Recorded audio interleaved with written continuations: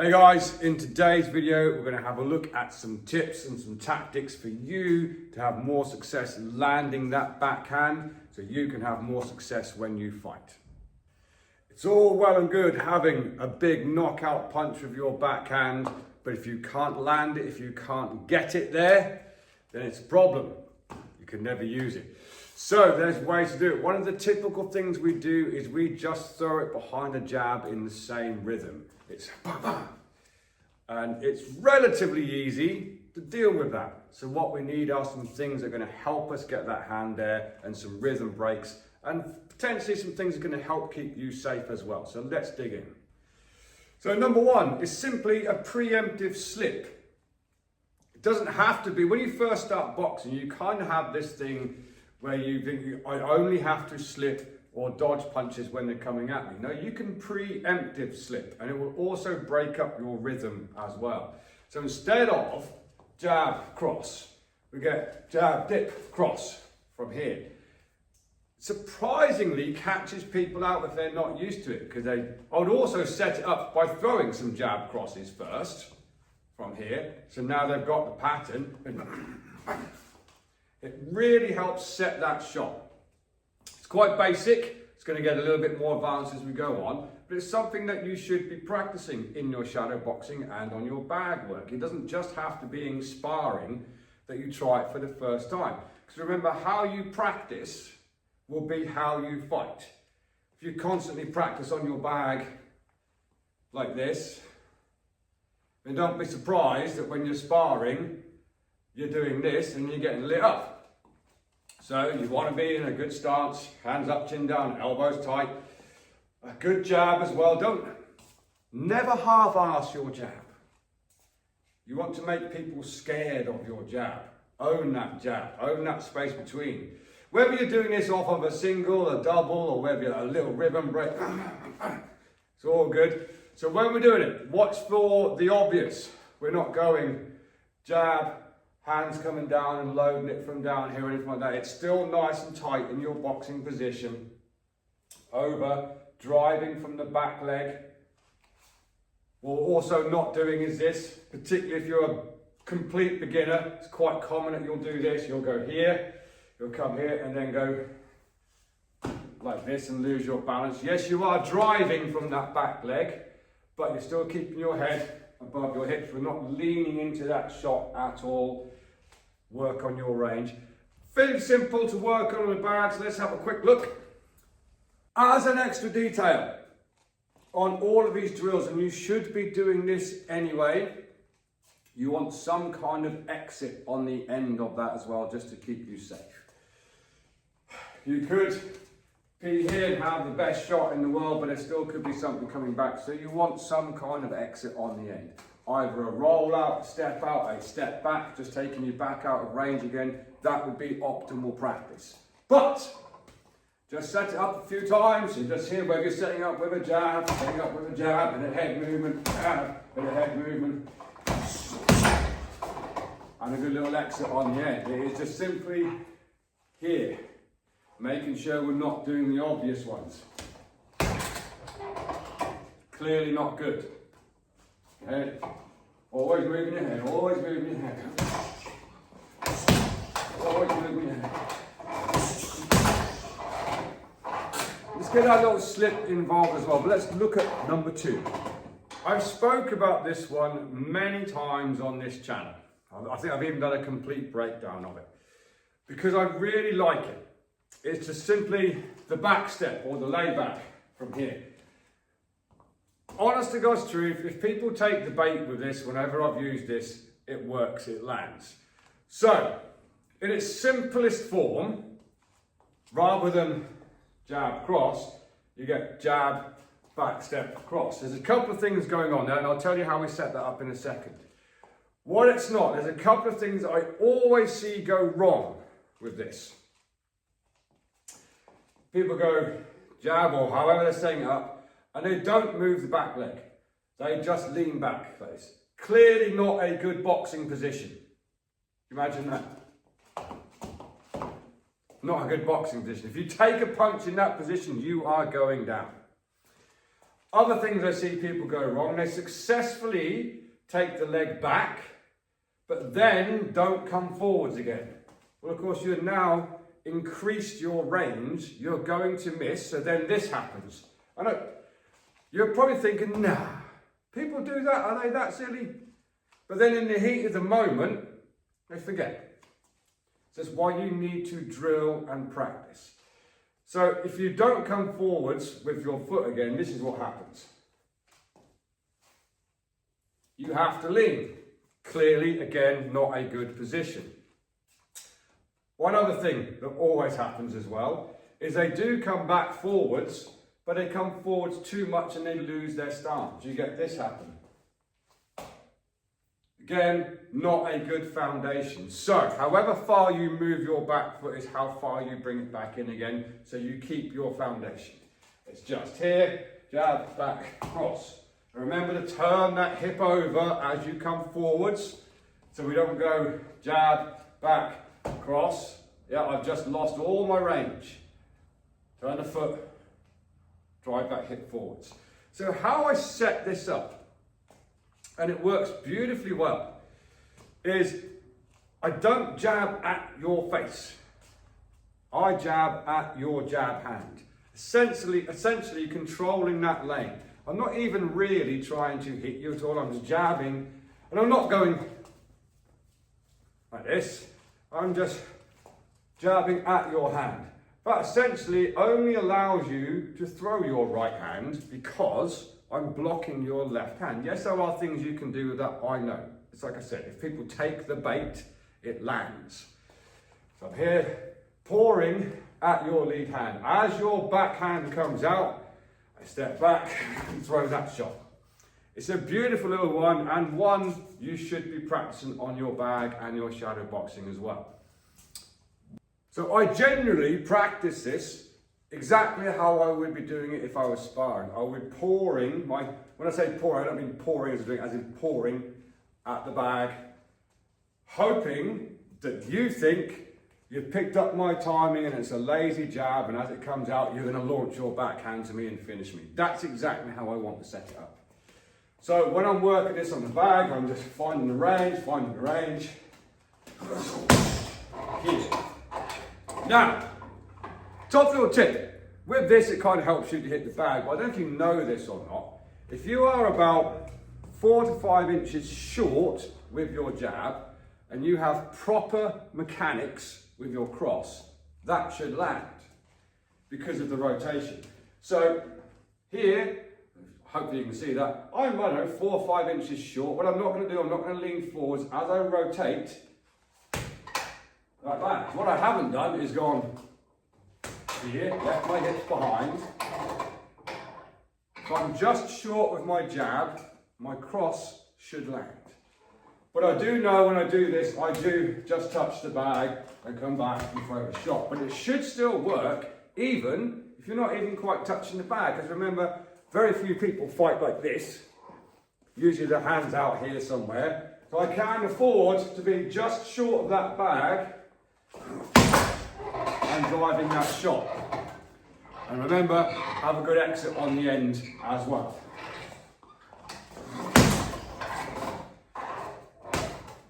Let's have a look at number 3. So, the drop step. Some people call it a springboard step, some people call it a drop step, whichever, don't care. Essentially, you're taking yourself out and bringing it back in again. Again, it works well because it is a preemptive defensive movement and it is a rhythm breaker rather than just ba ba ba ba. You've got to go ba ba ba here. So essentially, all I'm doing is after throwing my jab, I'm taking my right leg out laterally, or left if you're a southpaw like me, landing on my toes, not my heel. If you do this, you're essentially putting a brake on and you've got no spring, hence springboard, but there's no spring. I'm landing on my toes and bringing it back in again.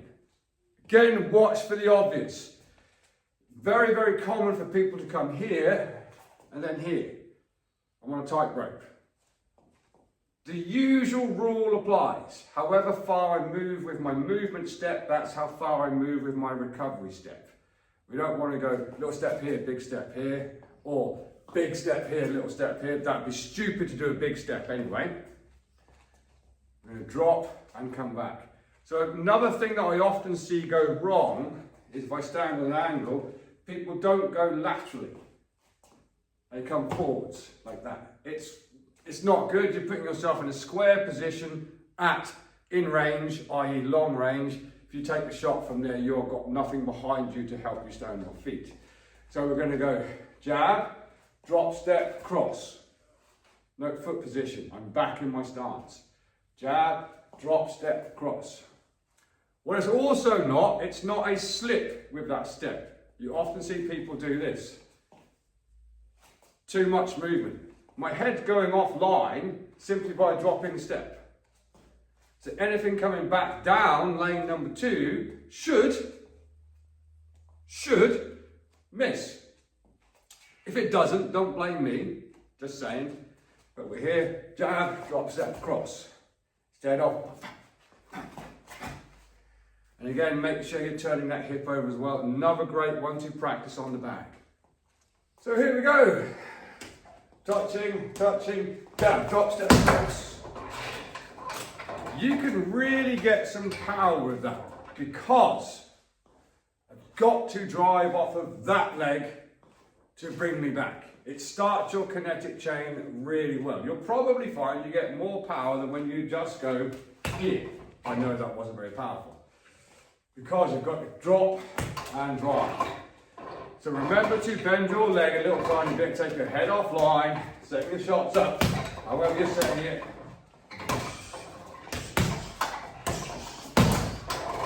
It's a good little shot to practice, along with the others we've covered so far, but don't forget your exits. So number 4, excuse me, by the way, number 5 is actually my favourite, we'll get to that in a second. Number 4 is simply to shift. However, you have to understand if I just go laterally, I'm going to come a bit closer, I know you won't see my feet. So if I'm boxing you right now and we're in lane 2 and I just shift laterally, I've changed opponents. I haven't changed lanes, I've changed because now my shot's got to go over there. So when you shift, you need to bring yourself round in a semicircle at roughly the same range as what you were when you landed your jab, assuming that you were either hitting the glove or your opponent. So I don't just go here. I'm coming round in a slight semicircle. And we do that off of the jab. Jab, cross. Timing on that is on the retraction of the jab. So it's not here. That would be a bit weird, and it will feel weird as well. Jab comes out. As that's coming back, is when I push off the lead leg and just come round. My lead foot doesn't move too much, i.e. if I come here, it's not coming over here. Yeah, all it's really doing is kind of like a pivot step, but I'm driving off of the leg, changing that angle. Another top tip, drop your weight to the back leg as you do the shift. Jab. See how the weight's to my back leg now. I'm not central and I'm certainly not forward. So I haven't gone here. Jab, weight to the back leg, cross. Just here. Here. One, it takes you completely offline anyway.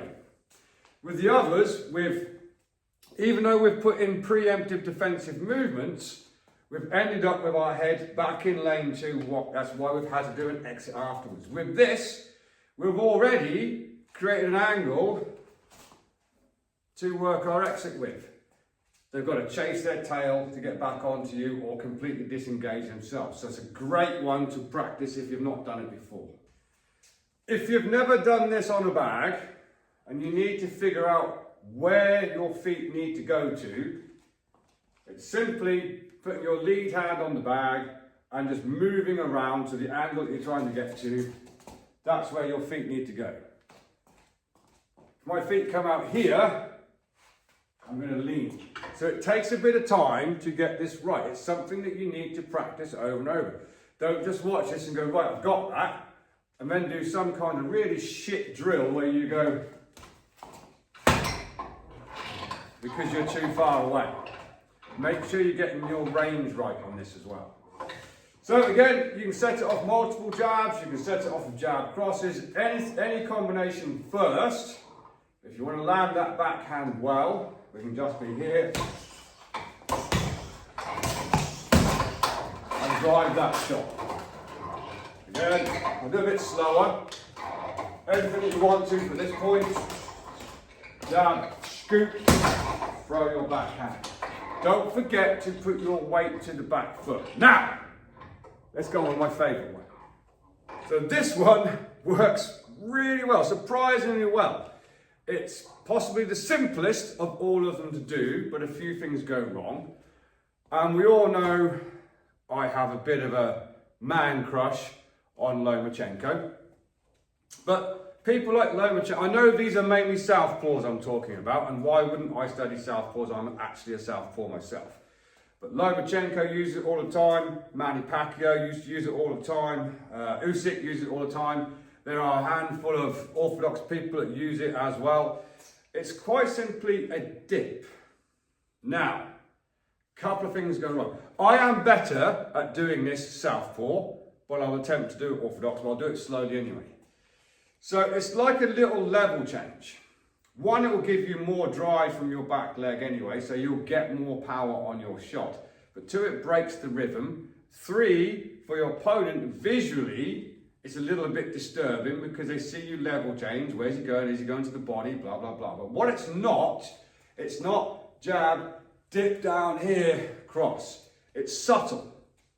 It's subtle. I'm going to, instead of going jab, cross, I'm going to go jab, dip, cross. I'm not really doing that to avoid a punch. It's more of a distraction. And as I said, it's visually disturbing for your opponent.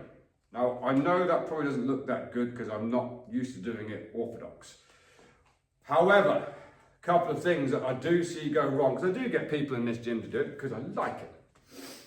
What I do see go wrong, because sometimes you're so used to that rhythm of jab cross that you actually get people go jab cross and they're actually just throwing the punch as they go down. No, the punch is on the way up because you're loading that leg.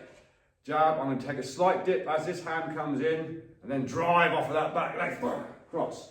It's way more subtle than what you think, but a jab cross would be what I would call a 2-beat rhythm. 1, 2, yeah, 1, 2. With the dip, you get jab, dip, cross, that makes that a 3-beat rhythm. Jab, dip, cross. It can catch people out way more than what you actually think.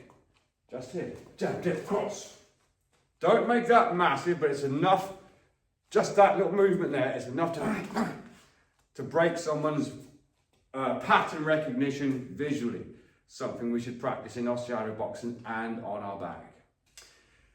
If you're not sure if I'm talking a load of bollocks or not, and whether this would work, next time you're hitting pads with someone and they're holding jab crosses for you, throw your jab cross, throw your jab cross, and at some point, put your jab dip crossing and watch how much that affects their rhythm of trying to pad, similar to trying to defend it, okay? It throws them, it's great, love it. I had something else I was going to say on that, but I'm not going to now because I've kind of forgot because I've been punched in the head too many times in my life. So it is your jab, dip and your cross.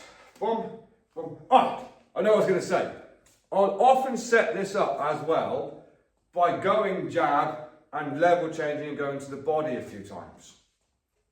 Again, I do it better southpaw, but where I'm going here, level changing and going to the body, where I'm going here, level changing and going to the body, I'll set it from that, I'll set the pattern so you maybe get people, it's going to go to the body again. You shouldn't do this, obviously, you shouldn't do this. It should be nice and tight and nice and safe. In fact, you should probably just move. However, people get comfortable. So that simple little thing of being here, being here. You're surprised how many times that lands. And because of the drive from your back leg, it can really land a good solid backhand. Definitely put that into your shadow boxing routines and take it to your bag. Just be here. Go back, watch some Lomachenko fights. You'll see him do it all of the time, particularly on the advance. He'll come here, he'll step, dip and cross. It's almost like he's giving it a throwaway jab to begin with. He'll step with the lead foot, dip as he's bringing the back foot in, and throw that shot. Now, of course, he does it this way round, jab it across. Usyk does it again, Pacquiao does it all of the time. It's great. You should practice it. So there you have it. There's some fun tips and tactics to help you try and land your backhand with more success. There are many ways to do it. It's just some of my favourite ways that I like to do it as well. So I thought I'd share it with you. As I said at the start of the video, you could have the most powerful backhand in the world. If you can't deliver it, then there's a problem. If you're constantly just throwing it down here and it's getting blocked and slipped or it's getting stepped back on all the time, then there's a problem. So you need to set it up. And there's a couple of ways that you can try setting up different ways of getting your backhand to land. Let me know in the comments if you found it helpful. And until next time, train safe, train hard, train intelligently, and I'll see you soon.